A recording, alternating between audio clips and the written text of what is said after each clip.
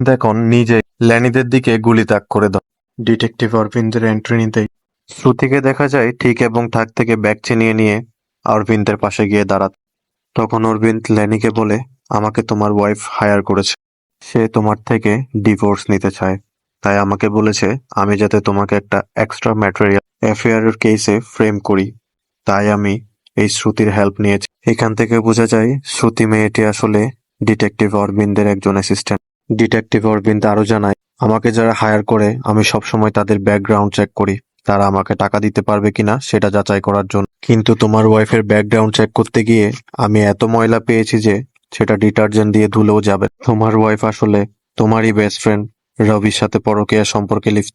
আর তখনই আমরা ফ্ল্যাশব্যাকে দেখি যখন ল্যানি তার ঘরে গিয়ে গোসল করতে যায়, তখন তার ফ্রেন্ড রবি তার ঘরেরই একটা আলমারিতে লুকিয়ে বসেছিল। ল্যানিকে গোসল করতে পাঠিয়ে তার ওয়াইফ রবিকে সুন্দর করে ঘর থেকে